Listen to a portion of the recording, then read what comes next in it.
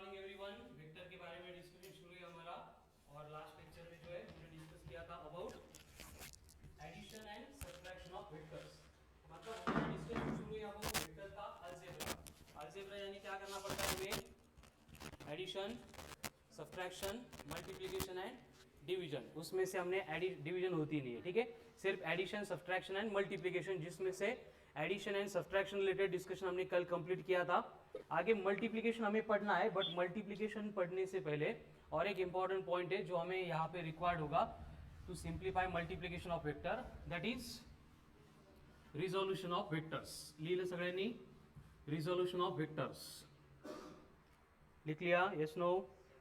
Resolution of vector, तो क्या होता है रिजोल्यूशन ऑफ वेक्टर? मतलब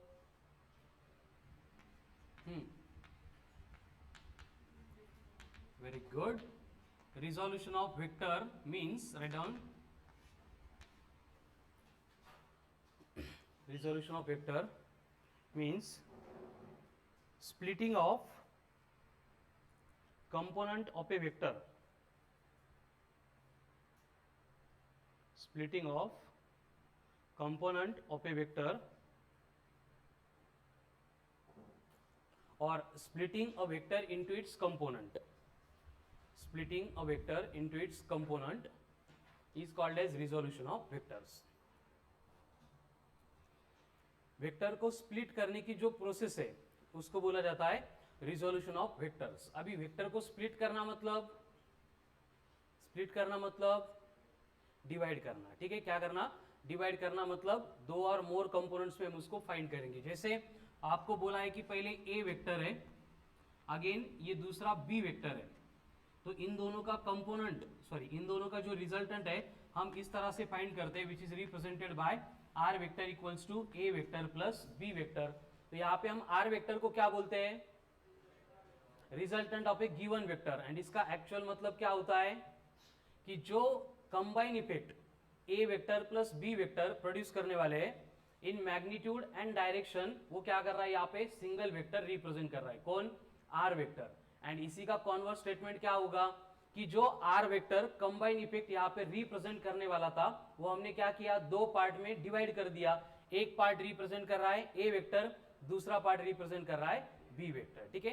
अगर इसी तरह से हमें थ्री वेक्टर दिए जाते हैं, सपोज ये ए वेक्टर है, ये बी वेक्टर है एंड ये सी वेक्टर है, तो इनका रिजल्टेंट फाइंड करने के लिए हम अकॉर्डिंग टू पॉलीगॉन लॉ क्या करते थे? Starting point of the first vector to the, ये क्या रिप्रेजेंट करता है? रिजल्टेंट, यानी आर वेक्टर इक्वल्स टू हो जाएगा A vector plus B vector plus C vector, ठीक है।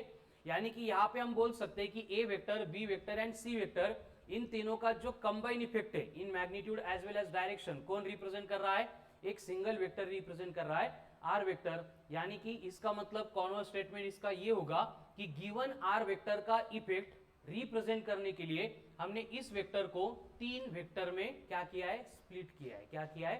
डिवाइड किया है। मतलब ए vector, B vector, C vector क्या बनेंगे? इसके components of the given vector. Clear है? तो इस तरह से हम क्या करते हैं? गिवन वेक्टर की कंपोनेंट्स फाइंड करते हैं। क्लियर है?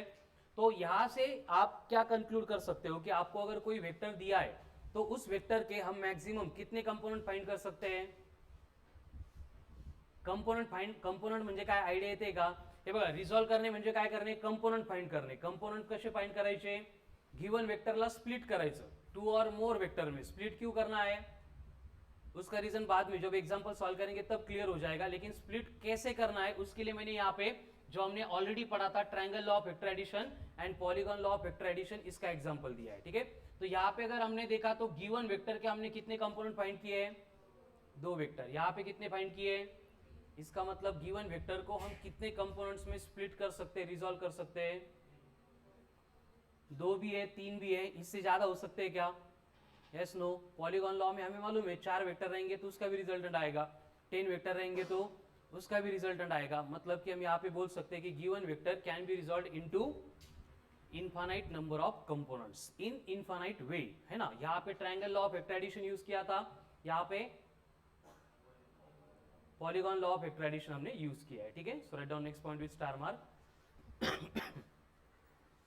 Given vector can be resolve,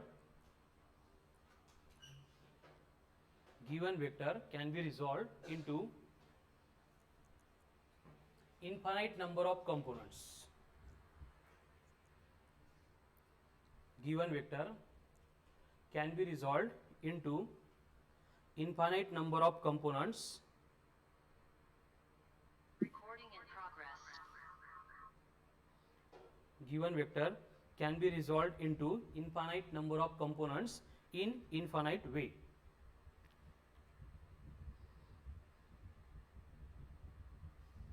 ठीक है, लेकिन बेसिकली क्या होगा कि हमारा जो सिलेबस है 10+2 में, मतलब नेक्स्ट 2 ईयर के लिए, वो थोड़ा सा जितनी कंसेप्ट हमें यहाँ पे रिक्वायर्ड होती है उनसे रिलेटेड होता है।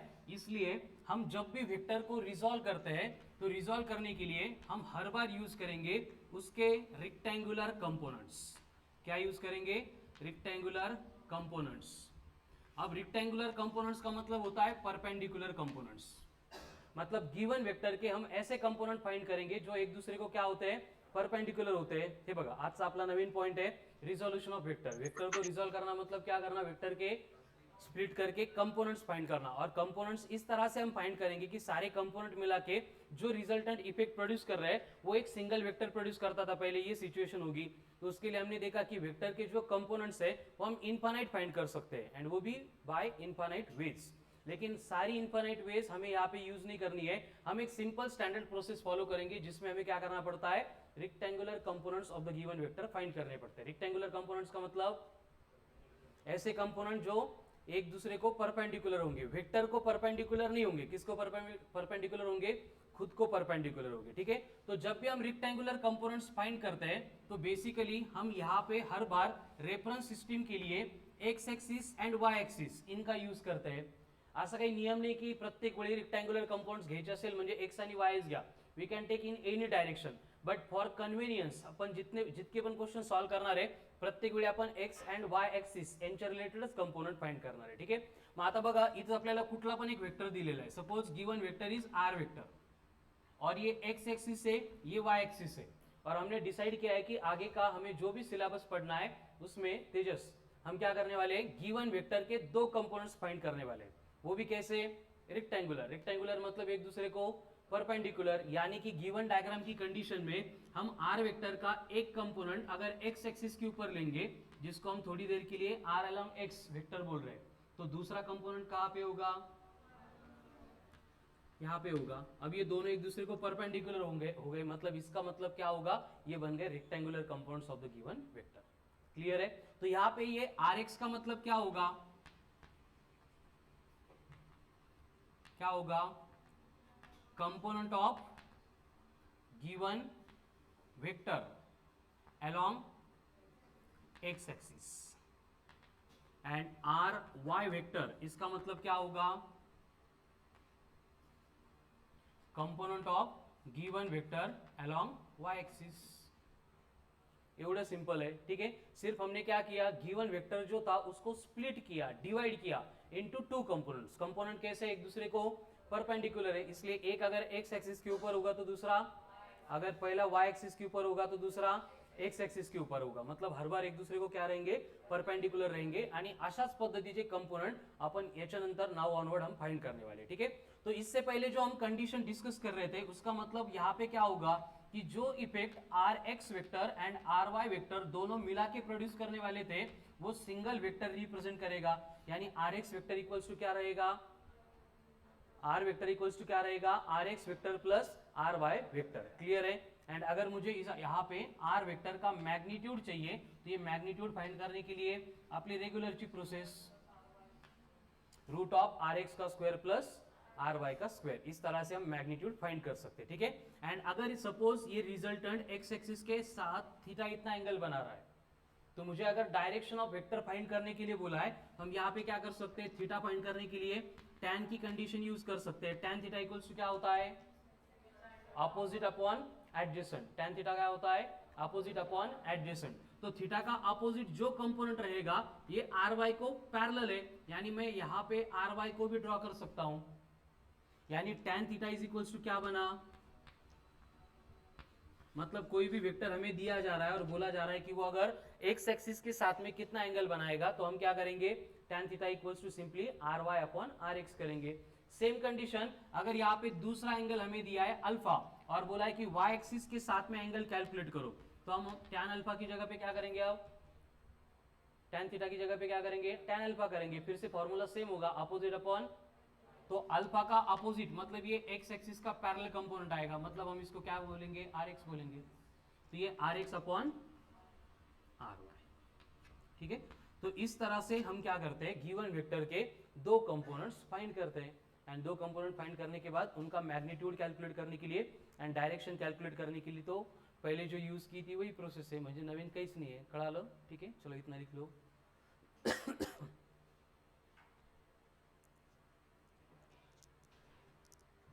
rectangular components of given vector।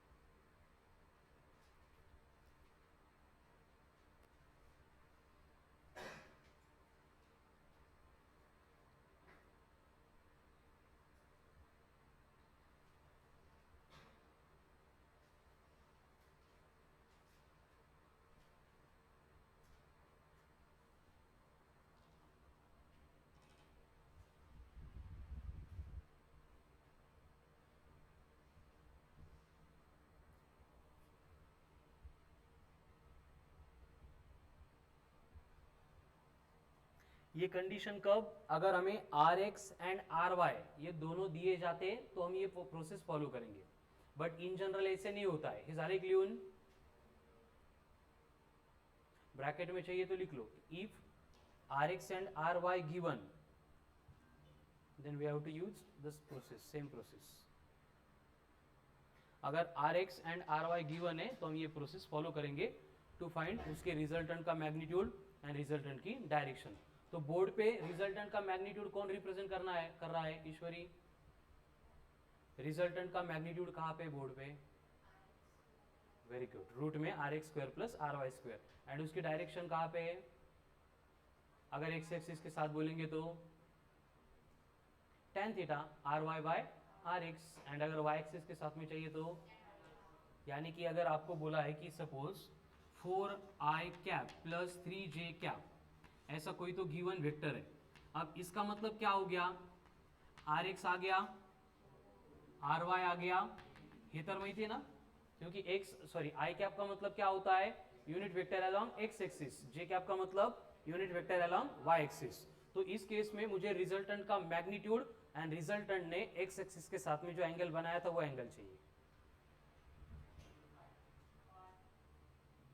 क्या होगा, मैग्नीट्यूड 5, वेरी गुड, ठीक है। क्या करना पड़ेगा मैग्नीट्यूड फाइंड करने के लिए, रूट ऑफ आर एक्स का स्क्वायर प्लस आर वाई का स्क्वायर, यानी बनेगा root of 4 square plus 3 square, मतलब ये आ रहा है 5। कसं, हे बघा 4 स्क्वायर 16, 3 स्क्वायर 9, 16 प्लस 9 25, रूट में 25 मतलब 5। अब अगर एक्स एक्सिस के साथ में डायरेक्शन चाहिए तो tan थीटा इक्वल्स टू क्या होगा, 3/4 tan थीटा, हाँ R Y by R X मतलब 3/4, यानी थीटा इक्वल्स टू क्या हो गया, tan इनवर्स ऑफ 3/4। ये रिप्रेजेंट कर रहा है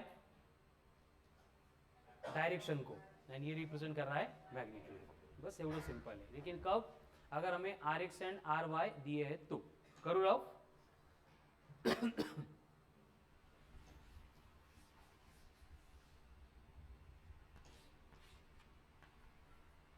यहाँ पे बोला आपको 3 न्यूटन है एंड इधर 9 न्यूटन है, ऐसे दो वेक्टर एक्ट हो रहा है या फिर वेक्टर का कंपोनेंट एक्ट हो रहा है। तो मुझे इसके रिजल्टेंट का मैग्नीट्यूड एंड रिजल्टेंट ने एक्स एक्सिस के साथ में जो एंगल बनाया था मतलब उसकी डायरेक्शन रिक्वायर्ड है। करो कैलकुलेट।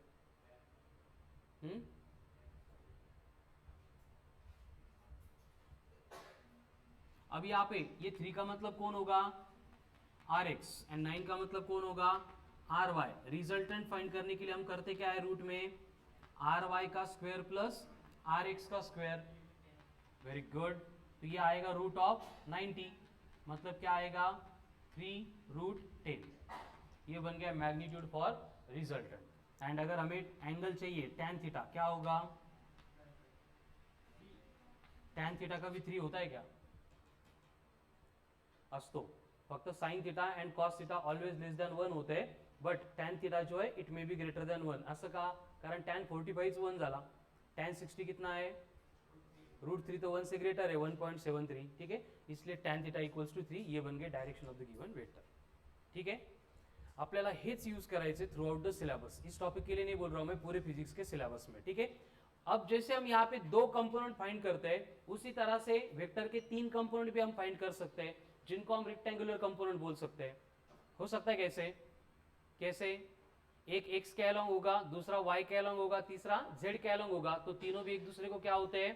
परपेंडिकुलर होते हैं. यानी गिवन वेक्टर के हम जब भी रेक्टेंगुलर कंपोनेंट्स फाइंड करते हैं, हम 2 कंपोनेंट भी फाइंड कर सकते हैं, 3 कंपोनेंट भी फाइंड कर सकते हैं. बट 3 कंपोनेंट फाइंड करके हमें किसी भी एप्लीकेशन में यूज नहीं करना है, तो उसमें ज़्यादा कुछ मतलब यहाँ पे टाइम देने की जरूरत नहीं है. बस यहाँ पे एक्सप्लेन कर देता हूँ कि रेक्टेंगुलर कंपाउंड्स हम फाइंड कर रहे हैं और वो 3 रहेंगे, तो इसका मतलब जो रिजल्टेंट होगा तीनों का, उसको रिप्रेजेंट कैसे कर सकते हैं हम?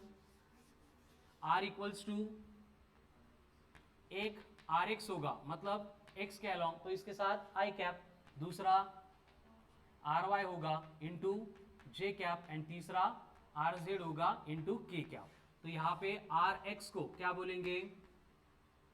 Component of R vector along x axis. ry का मतलब क्या होगा? Component of r vector along, and same way rz equals to क्या रहेगा? along z axis. ठीक है, तो ये क्या हो गए? 3 कंपोनेंट. अगेन कौन सी कंपोनेंट है?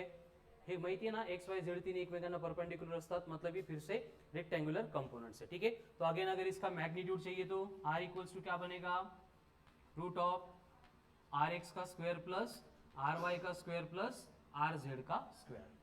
अगर हमें x एक्सिस के साथ में एंगल पूछा है तो हम क्या करेंगे? tan theta is equals to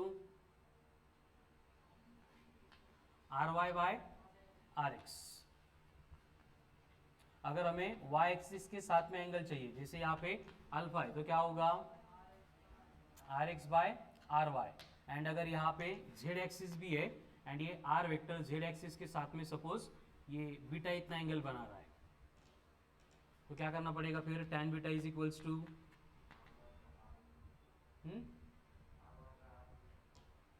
RY by RZ. अगर ये y एक्सिस के साथ में एंगल दिया है तो क्या होगा? अरे अरे एक मिनट बाहर था.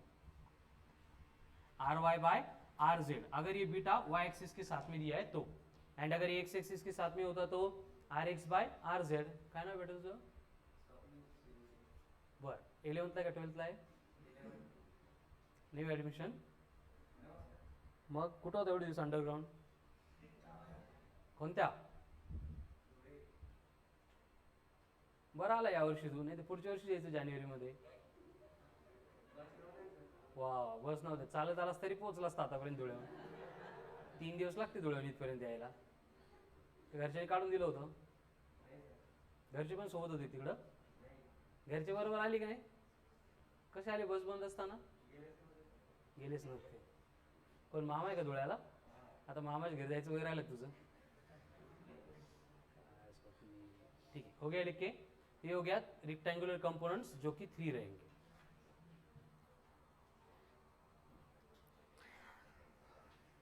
और एक कंपोनेंट के साथ में मॉड्यूल में और एक पॉइंट दिया है, that is about unit vector. लेकिन यूनिट वेक्टर के बारे में हम पहले डिस्कस कर चुके हैं, तो यहाँ पे फिर से उसका डिस्कशन नहीं करेंगे, बस उससे रिलेटेड क्वेश्चन सॉल्व करेंगे. ठीक है,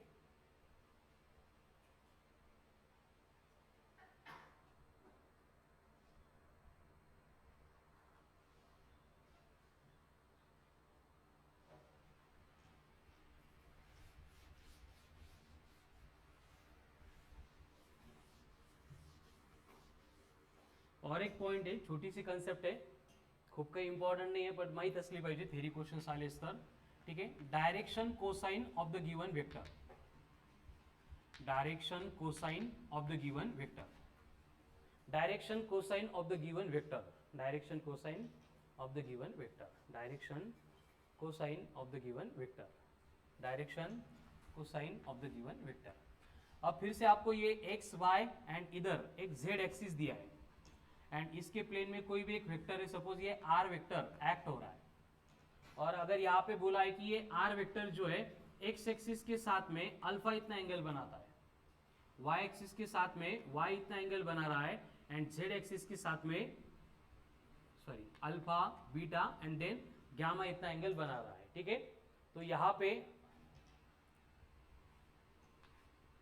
इनको अगर हम डिफाइन करेंगे तो क्या होगा, ये जेड एक्सिस के साथ में इसका। ठीक है, तो कॉस अल्फा इक्वल्स टू क्या आएगा बोलो? हाँ, तो क्या होगा? एडजेसेंट बाय हाइपोटेन्यूज मतलब क्या होगा? एडजेसेंट कौन होगा? R X. तो कॉस अल्फा इक्वल्स टू क्या रहेगा? R X by R. Cos of beta क्या रहेगा? R Y by cos of gamma क्या रहेगा? R Z by R. ठीक है, तो डायरेक्शन कोसाइन का मतलब cosine of the angle made by given vector with X Y and Z axis. खूप अवघड आहे, व्यवस्थित ऐकून घ्या। डायरेक्शन कोसाइन का मतलब cosine of the angle made by given vector with X Y and Z axis, यानी यहाँ पे cos alpha cos beta cos gamma ये क्या बनेंगे?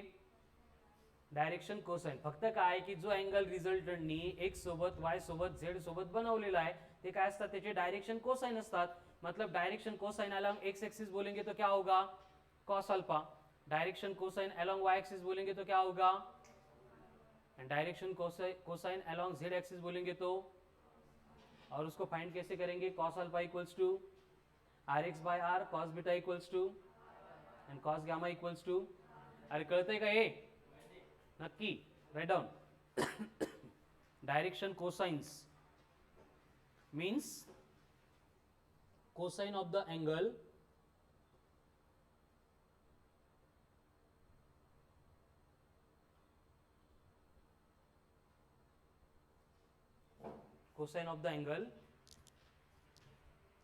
made by given vector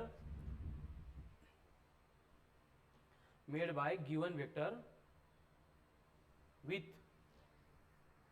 x y and z axis, with x y and z axis.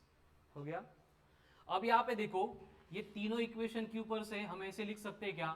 Are X equals to R cos of alpha, R Y equals to R cos beta and R Z equals to R cos gamma. अगर equation ये होता है कि resultant is given by root of R X का square plus R Y का square plus R Z का square, और अगर हम दोनों साइड में स्क्वायर करेंगे तो ये क्या बनेगा? R square equal to R X square plus R Y square plus R Z का स्क्वायर। काय केलं आपण? कळालं का? हे बघा, कॉस अल्फा होता हा डिनॉमिनेटरचा आर फक्त इकडे जाऊन मल्टीप्लाय झाला, सो आर एक्स बन गया R cos alpha. Same way ये डिनोमिनेटर का आर जाके मल्टीप्लाई हो गया, आर वाई बन गया आर कॉस बीटा। यहाँ पे भी डिनोमिनेटर का आर जाके मल्टीप्लाई हो गया, आर जेड हो गया आर कॉस गैमा। क्लियर है? अब ये तो इन जनरल पहिल्यापासून आपण यूज करतोय फॉर्म्युला की R equals to root of R X square plus R Y square plus R Z square. दोनों साइड में स्क्वायर किया, आर का स्क्वायर हो गया, स्क्वायर रूट चला गया। क्लियर यहाँ तक? अभी हम क्या करेंगे? R X R Y and R Z इनकी वैल्यू पुट करेंगे। तो बोलो आर एक्स कितना है? तो इसका स्क्वायर क्या होगा? R square cos square alpha. R Y कितना है? तो इसका स्क्वायर क्या होगा? R square cos square beta. R Z कितना है? Cos square gamma. कळलं इथपर्यंत सगळ्यांना? येस नो बघून घ्या। अभी क्या करेंगे? देखो यहाँ पे भी R square R square R square, तीनों टर्म में आर स्क्वायर है तो R square R square R square. तो ब्रैकेट में क्या है? Cos square alpha plus cos square beta plus cos square gamma equal to कोण आहे? तो आर स्क्वायर। यानी मला फक्त तुम्हाला एवढंच सांगायचं होतं की cos square alpha plus cos square beta plus cos square gamma ये ऑलवेज इक्वल्स टू क्या होता है? 1 होता है। ठीक है? What is alpha beta gamma in this case? Angle made by resultant with X Y and Z axis. ठीक है? तो तो cos square alpha plus cos square beta plus cos square gamma equals to 1 है, but हमें मालूम है कि cos of theta equals to क्या होता है, cos square theta equals to 1 minus sine square theta होता है. हे माहिती आहे का? नसेल माहित तर हे माहित असेल, sine square theta plus cos square theta equals to 1. हे माहित नसेल म्हणजे तुम्ही 10वी पर्यंत शिकलेच नाही. हे माहिती है सगळ्यांना. फक्त इधर प्लस साइन स्क्वेयर थीटा था, इधर जाके माइनस हो गया.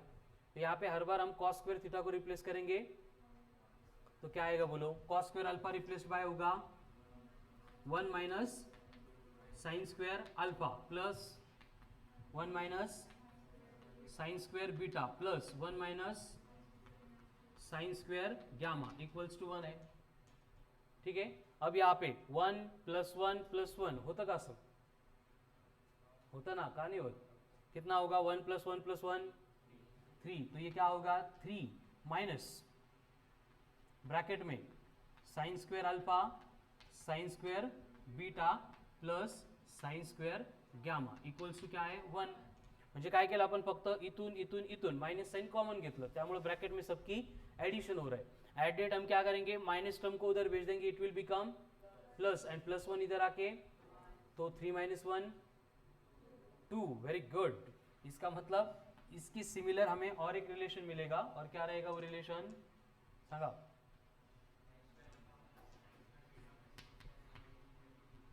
Sign square alpha plus sine square beta plus sine square gamma is equals to 2. ठीक है.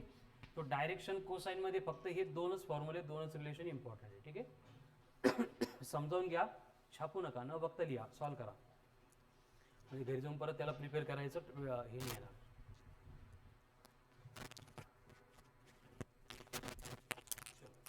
Direction cosine of the given vector. किती लोकांना लई ताण होतो फिजिक्सचा? आणि के अनिरुद्ध बरं, अजून तू बेटा आज दुपारी नाही आलास ना, ते दुपारचे सेशन 1 2 3 ते कंपल्सरी नाही, ज्यांना यायचं ते या, ज्यांना नाही यायचं ते नका येऊ. विनाकारण माझी बदनामी करू नका, कळलं ना. यायचं ते या, नाही तर नका येऊ, करायचं करा, नाही तर नका करू. अनिरुद्ध, त्याच्यानंतर रेवण, ईश्वरी, त्यानंतर सुप्रिया आणि नाव ऐश्वर्या. कंपल्सरी नाही भेटत दुपारच्या सेशन.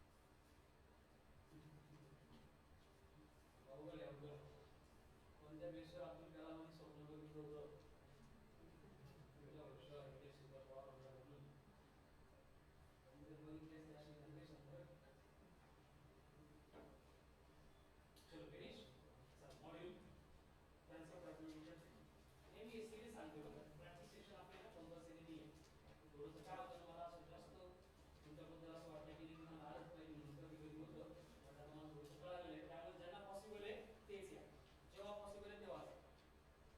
दिवसभर इथं बसलेच पाहिजे असं काही नाही, कळालं ना. आता तो टाइम आपण कमीच करणार आहे, 1 तासच जास्त, त्याच्यापेक्षा जास्त बसू देणार आहे.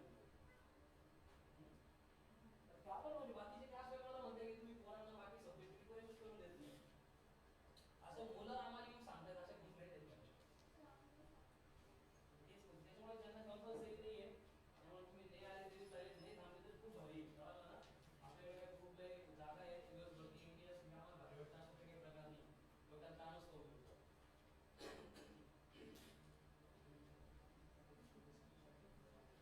तुला काय